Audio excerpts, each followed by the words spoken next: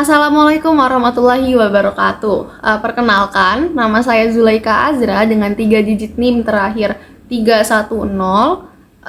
Saya dari kelas 2024C.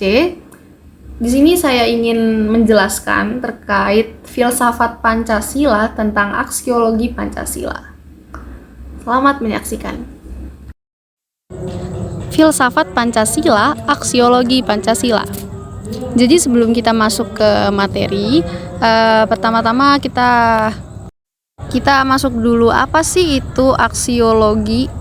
Apa itu aksiologi? Jadi aksiologi Pancasila yaitu merujuk pada nilai-nilai dan norma yang terkandung dalam Pancasila sebagai dasar negara Indonesia. Aksiologi berhubungan dengan studi tentang nilai dan bagaimana nilai-nilai tersebut diimplementasikan, dipraktekkan ke dalam masyarakat, ke dalam kehidupan masyarakat. Juga Pancasila itu memiliki 5 sila yang mencerminkan nilai-nilai dasar yang harus dipegang oleh setiap warga negaranya, yaitu 5 sila kita, yaitu yang pertama ketuhanan yang Maha Esa, yang kedua kemanusiaan yang adil dan beradab, 3 persatuan Indonesia, 4 kerakyatan yang dipimpin oleh hikmat, kebijaksanaan dalam permusyawaratan perwakilan, 5 keadilan bagi seluruh rakyat Indonesia.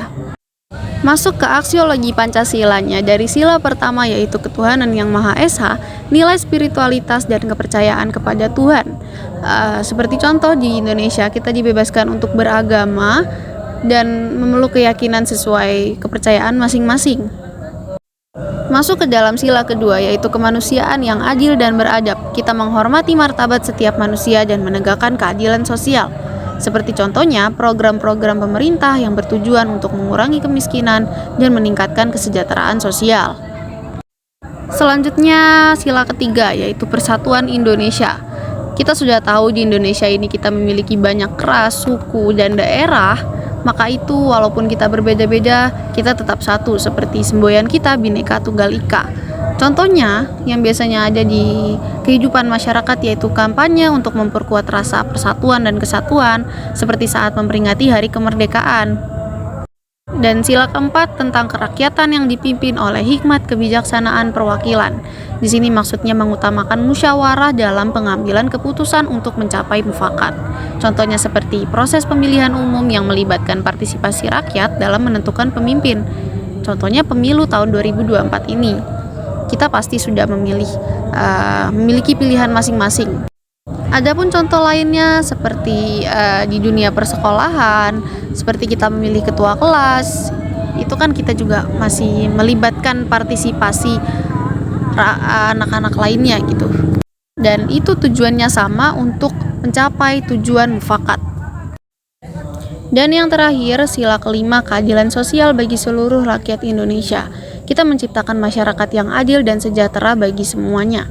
Contohnya kebijakan distribusi kekayaan yang lebih merata melalui pajak dan program bantuan sosial. Tanggapan terkait aksiologi Pancasila itu sangat penting dalam konteks pembangunan moral dan etika masyarakat Indonesia. Apalagi di era digitalisasi, juga globalisasi budaya-budaya barat yang masuk ke dalam Indonesia, kita tetap harus mempertahankan nilai moral Pancasila yang ada dalam diri kita agar tidak luntur. Ada poin-poin lainnya yaitu relevansi nilai-nilai Pancasila, pendidikan karakter, keadilan sosial, peran masyarakat, juga pedoman melawan intoleransi. Begitu. Secara keseluruhan, aksiologi Pancasila merupakan pedoman yang harus diaktualisasikan dalam berbagai aspek kehidupan untuk membangun masyarakat yang adil, makmur, sejahtera, juga harmonis. Nah, dengan tantangan di Indonesia seperti intoleransi dan kesenjangan sosial, penerapan nilai-nilai Pancasila dapat menjadi solusi untuk menciptakan masyarakat yang lebih harmonis juga adil.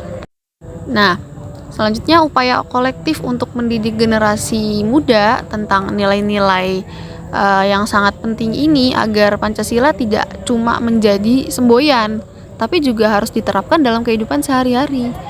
Walaupun di ada beberapa daerah Indonesia yang masih belum menerapkan nilai-nilai Pancasila begitu kan.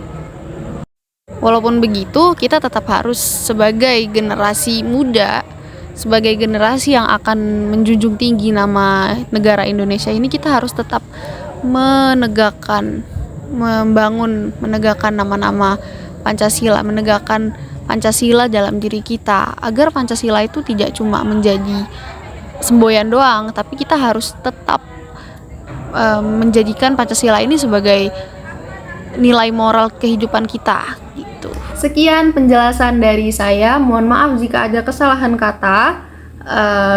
Sekian, wassalamualaikum warahmatullahi wabarakatuh.